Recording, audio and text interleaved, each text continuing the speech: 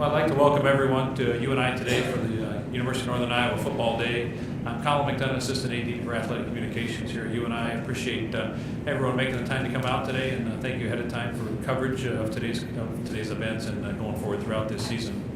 All right, thanks for being here, and I'm open to questions on the whole thing. I don't know what you want to tell me, what I need to tell you opening up, but what I'd say is this, and just starting this off is, this will, as I look at this football team moving into a media day with only one practice behind it, I think the best opportunity we have is going to start with the coaching staff.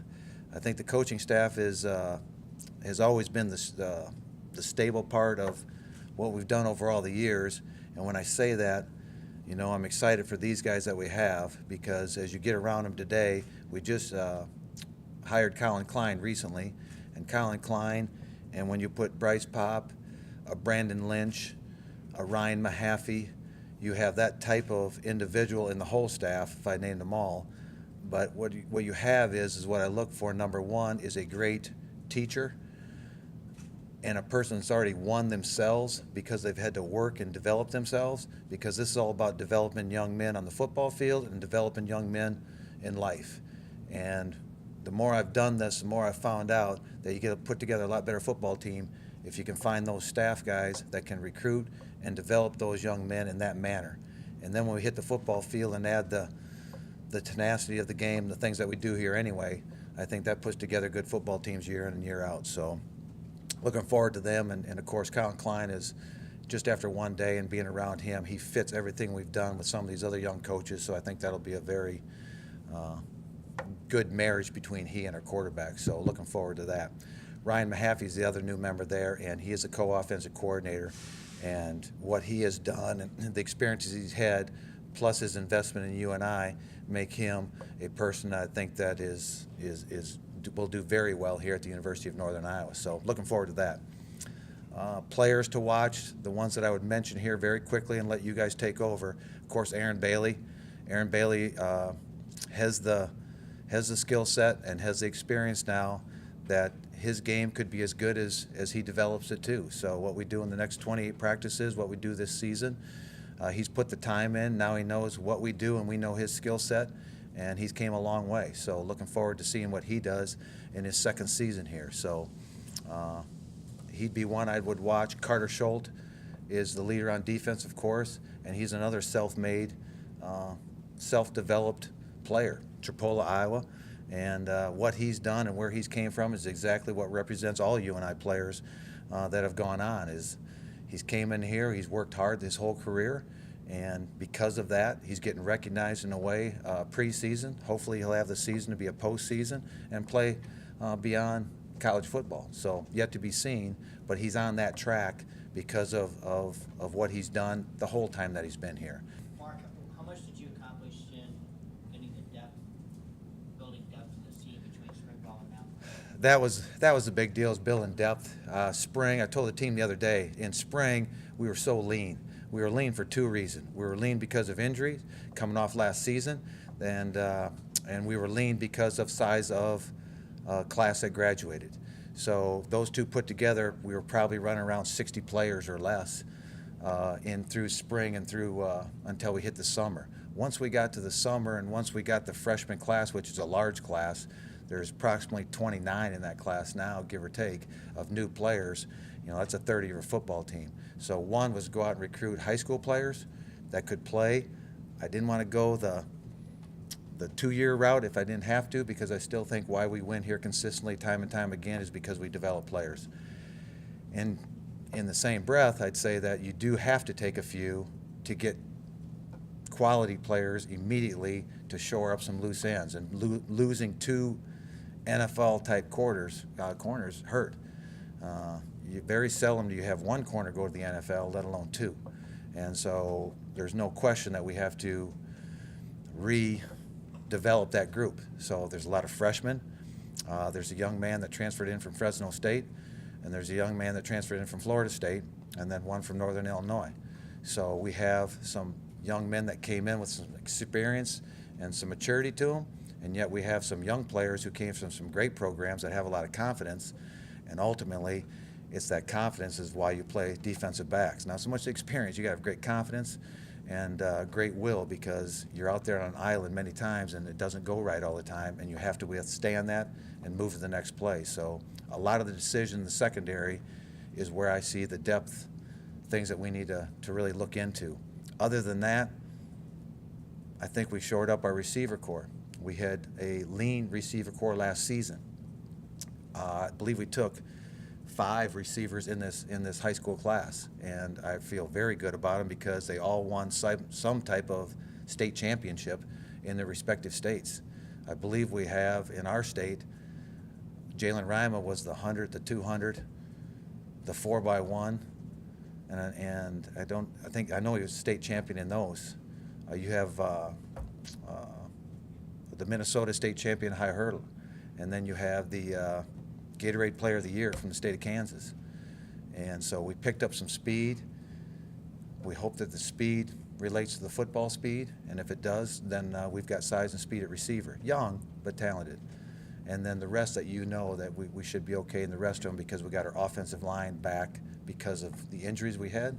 They are now back on the field, and that was the nicest thing to see our players back off last season that could not practice in the spring, padded up, or not padded up, but put the helmet on yesterday to go to practice, and that's the first time since last December.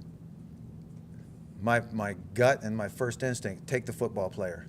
We want to take the football player that fits UNI and fits our program. That's the first thing. So we're going to take the best available that fits those or checks those boxes off that you mentioned. After that, you still have to make sure that you have the depth at each position to make sure there's enough players there to go into camp and stay healthy, because that's the other thing. I look at the depth chart going into a camp. I got to have enough so we don't wear out the starters. You have to have that developed group behind them. So, but I think I say it many times, we're going to go take the best players that fit us, and then we'll try to develop our system to fit those players. And I think by doing that, we can sustain success. Otherwise, because of what happens in our state, a small state in the Midwest, what's our selection? What's our pool of players we pick from that particular year? And we have to play to the strength of that pool of players. So we go get those instead of just filling, maybe I need a lineman, go get a lineman. So it does change the size of our team. It changes what we run on offense and defense. But I think that's what that's why I hire the coaches I do, because we have to be able to adapt to our players. Going back to your defensive backs, how many guys would you like in that rotation, and how are they going to separate themselves? In the secondary, I would love to have, in every position, including the secondary, I would love to have, the ideal thing is 3 of everything. And I learned from Earl Bruce a long time ago, you need a pair and a spare, okay? So in all truthfulness, if there's 2 corners, we'd love to have 3.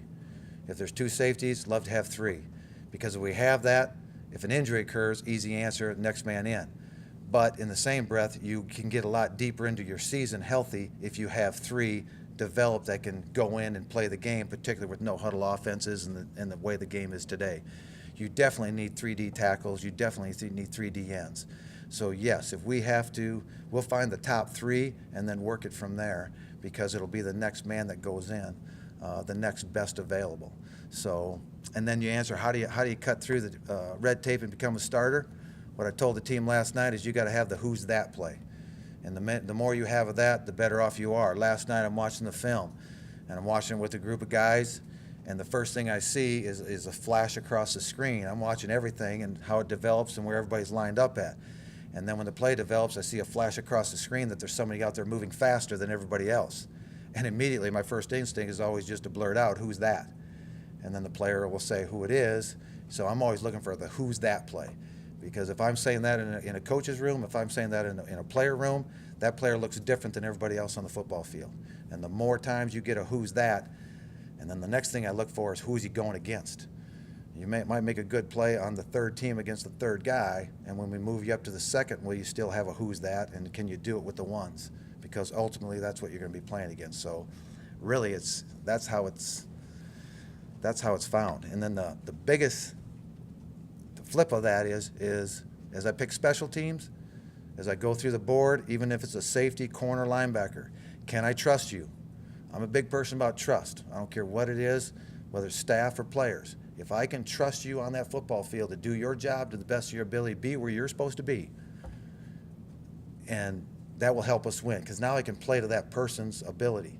But if I never know where they're going to be, something's different every time, and I can't trust that, I can't coach to that, I can't strengthen that. But if I can just trust you that you will be where you're supposed to be consistently, then I think as coaches we can develop a plan to have success with that player. Well, you asked about Carter Schultz, and what I'd say about Carter is one of those guys, he's much like all the players we've had in the past that have been developed. David Johnson, okay, different position, same type of character, same type of, how they got to where they got is because of what they did and how they accepted the resources that were available to them around here, whether it's our strength coaches, Coach Pop, what he did, how he took those resources, and he just worked, okay? There's no pill to success. I mean, you gotta work for success. Carter knows that, and Carter, he epitomizes that. That's what he is. So when he came out of high school, I did not know this, didn't know this about David Johnson. We look at a player, to answer the man's questions before, is we're going to get the best available athlete that fits our culture. Carter Schultz was that from Chipola. David was that out of Clinton. When they got here, it all worked together and it came together. But I believe it was just us in Upper Iowa, and quite frankly, we went in late on Carter.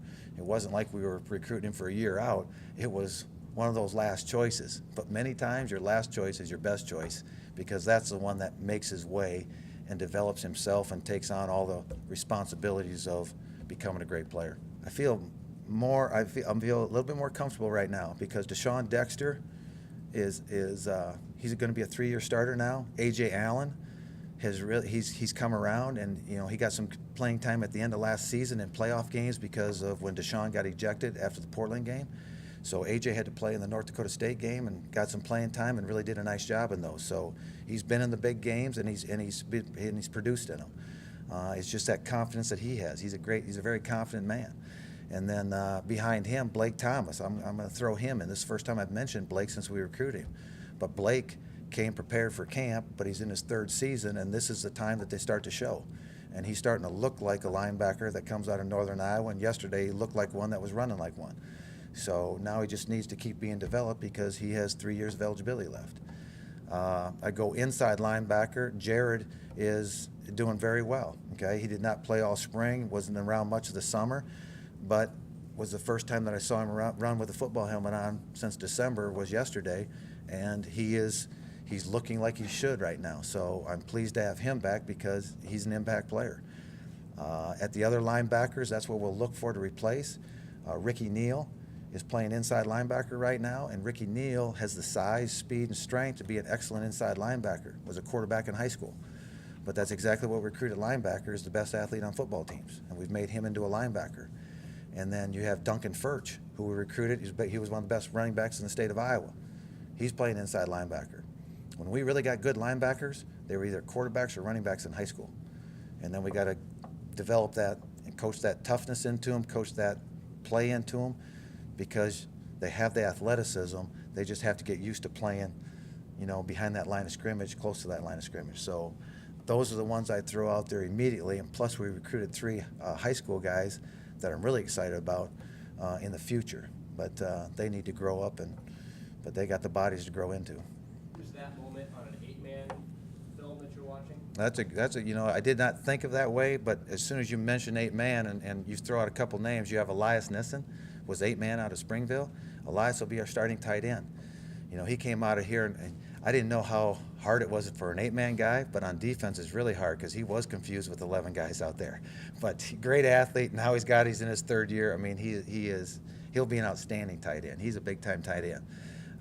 But then you have, like you said, Carter playing defense, and one of the best centers to ever play for Northern Iowa was Austin Steichen, who was an 8-man football guy, played center for us. So St. Mary's Remsen. So if you go back in our state, you got to take the pool. Who's the best players? What's the best pool of players in our state?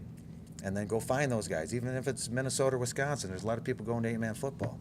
So we have to dig and grind in recruiting, identify those people, try to project them, and then develop them. And the key to all that is, one, the evaluation, more so the attitude than the talent sometimes, and then 2, make sure you get good coaches to develop them, because you got to instill the work ethic, because they're so raw that they're actually whoever you put in front of them, really you can see that coach or that person that was their mentor in them when they leave.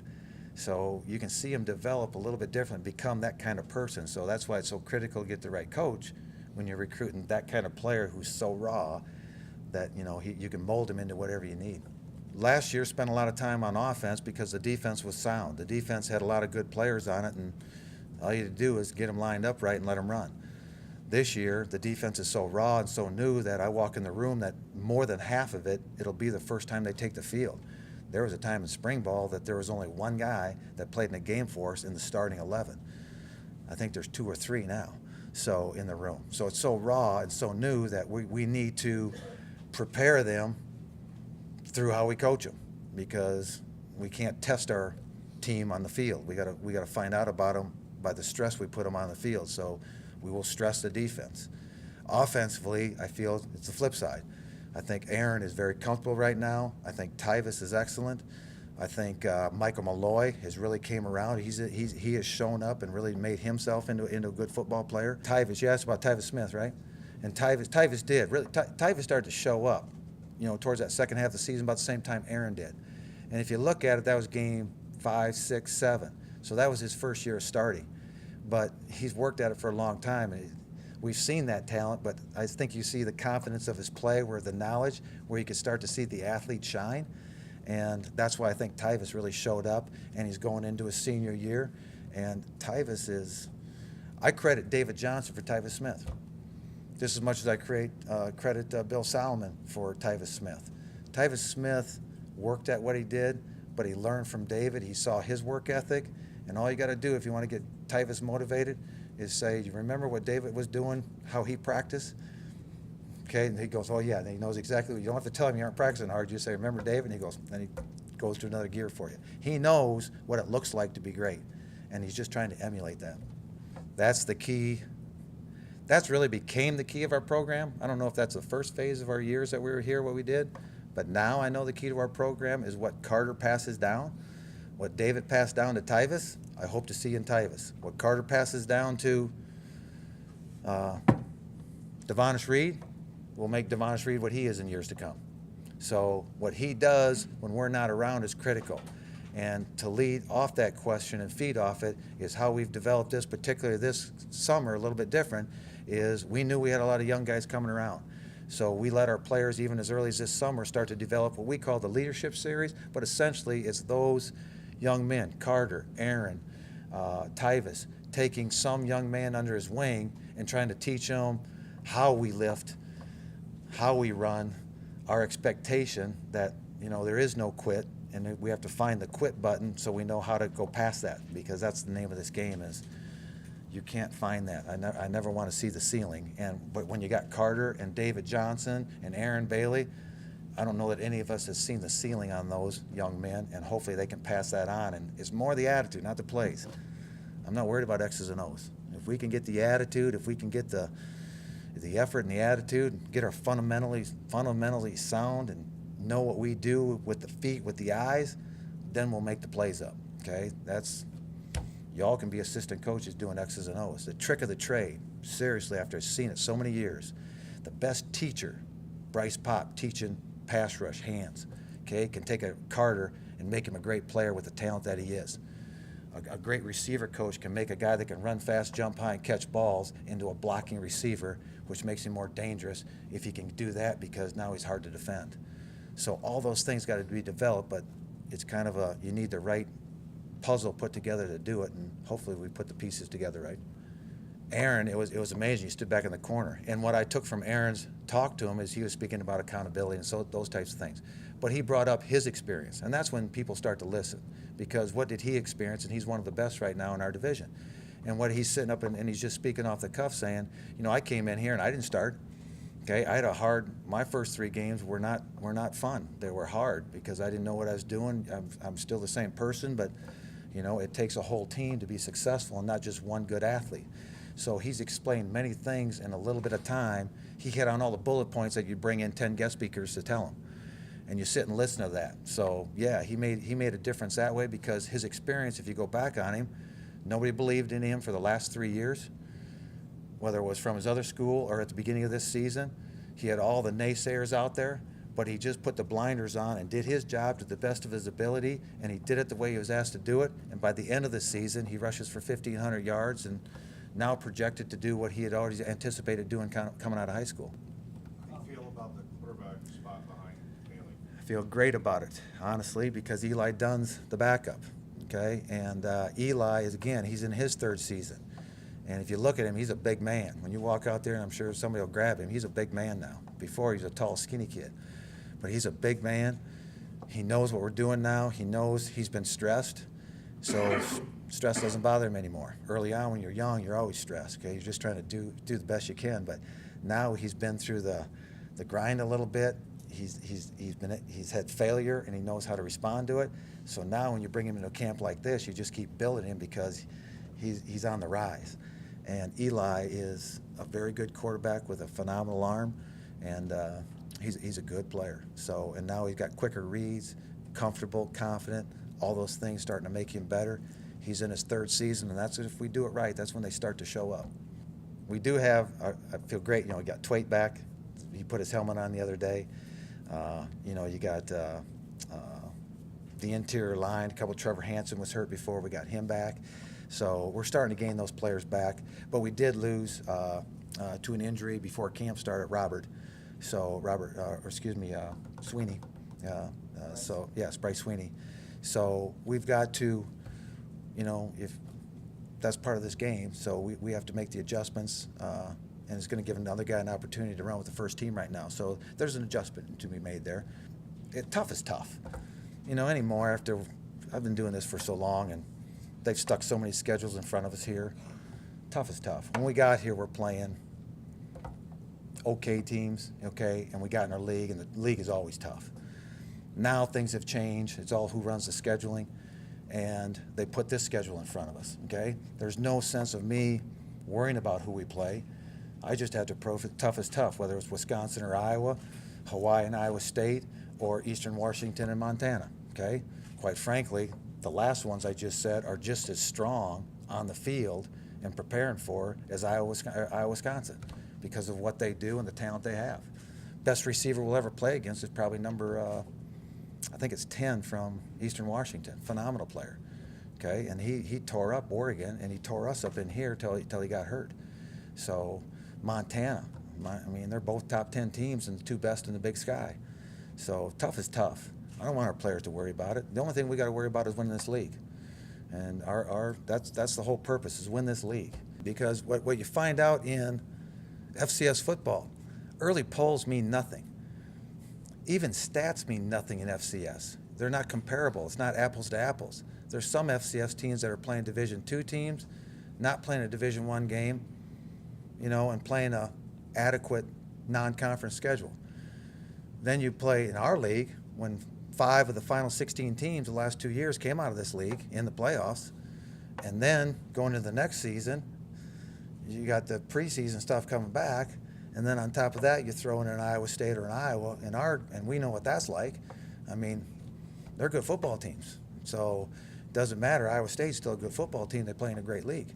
So what I'm saying is you're totally correct. Throw out the numbers, look at the teams, and look at what they are at the end of the season. And that's what we played. And as you look at the end of the season, that's all that matters. We finished third in this league. We're 6th in the country. All right? Misleading. But at the same time, tough is tough. Suck it up and let's go play, because it's the name of the game and nothing's going away. Gives you a lot of pride, gives you a little bit of fight, and you bite your bottom lip and you teach your players, man, it doesn't matter who you play. They got to round their group up and we got to round our group up, and they only get to play with 11 of them. So let's get our best 11 out there to fight them. I'd go back. That's what makes UNI football players. All right? If you can get to the league, you make it in the league if you come out of UNI. I think I just read the deal. We've had 23 guys over those 15 years. We got a 4th round. We got 2 corners. That's never happened before. And what I tell you is this, and it goes along with Aaron. If you come out of here, you've already had to work for what you've gotten. You've already been through some hard times. So when you do get to the league, you understand that there's a lot of work, and you never take for granted that you're the starter. And being that he was such a great athlete, he could assume he's going to play no matter if he practices hard or not. But he's had to earn that spot just like David still thinks he has to earn his spot, okay, to the day. But that's what makes David great, and that's what Aaron great, and that's why Carter's great. The great ones always think there's somebody better out there that can beat them out, even when they're the best. They never view themselves that way. And you try to get them to put that into your young players, and then hopefully you get the circuit going that I got 28 freshmen that I want to think like that, feel like that, and work like that. Then we got something 3 years from now. With that secondary Lions Florida State transfer, he was a linebacker down there. Yeah. You have him listed as defensive back now. Is that a shift to safety, or what's the reason for that shift? He's playing safety. Okay. He actually was a safety there coming out of high school. They moved him to linebacker, and that's where he got hurt. And then he transferred, and that's why he went back to safety here. And I think it's a little bit, I'm learning about him right now. I know about him because we had him this summer a little bit. But I watch him intently of what his skill set is. I watch him move. I'm just trying to figure out how he moves, and then we'll try to make the defense fit his movement. That's kind of how I do it, because we only got 28 practices. I can't change a lot. So I'm going to try to play to his strength and figure out how he moves and fills stuff, and then figure out the position that best fits him. We are further along, particularly with our younger players, okay? When they got here, when we got to drills the other day, usually it's really a cluster because they don't even know how to get in a drill. They fundamentally knew the drill and the fundamentals of the drill, and thus we could start actually teaching plays on the first day. Half that team that takes the field will have less than 1 year of game experience. So how do we get that inexperience to play the level you need to play and win within the schedule we're up against? And it's got to be with the whole unit. And how does where the team comes in is how do the coaches develop the plan for those first year players to be successful, and still have the Carters and the Aarons and the guys that we all know could be successful if we give them the support cast? How can we let them shine, surrounded by with a nucleus of young men, real young? So I think it's a combination of the plan fitting this group, which will be totally different than groups we've had in years past. We've got Ben Barkema, Colin Klein, Big 12. We got a Defensive Player of the Year in the NFL out of Northern Iowa. We got a Super Bowl ring and a Canadian Grey Cup championship ring in Brandon Lynch. Okay, we've got Ryan Mahaffey, who played with the Indianapolis Colts and Tampa Bay Buccaneers. That's besides the two you mentioned. So I'm going to look at it as a group. That's exactly why we hired them guys, because all of them are self-made players. Kind of the player that comes to UNI where you got to work at is what I think a self-made guy is he takes his resources and he puts the work ethic into it to rely on those people, and then you go play the game, because that's how you play when you hit the field. Doesn't matter if you're Big 12 or Northern Iowa. And if we think like that and live like that, we'll be very successful. So I look at the whole staff in the regard that you tagged them with Big 12. These young, how do you become the third leading Heisman? He was third in the Heisman voting that year, Colin Klein. How do you take a guy that can't run, okay, tall, skinny kid, goes undefeated for K-State and is third in the Heisman, all right? To me, that guy's a self-made man because he's worked at it and he fundamentally mastered his trade, not because he could run fast and jump high, because he mastered the fundamentals of the game. And now teach that to Aaron, because he does have the skill set that he can play on Sunday afternoon. So let's get him in that mode. Hopefully that's what we're putting in front of him as coaches, and hopefully that's what we're recruiting. I'll give you. We know you can run the ball. How do you feel about the downfield passing game? How do you feel about it?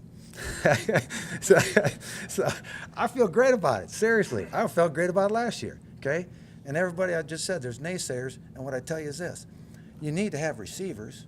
All right, you need to have protection, and you need to have a quarterback. Okay, everybody points to the quarterback. It's the first one you point to in the win, the first one you point to in a loss. Okay, so we have to get him the surrounding support cast and the best coach I can find, and get him in the best plan to play to that strength. And if we do that, we'll be successful in the passing game. Thanks, guys.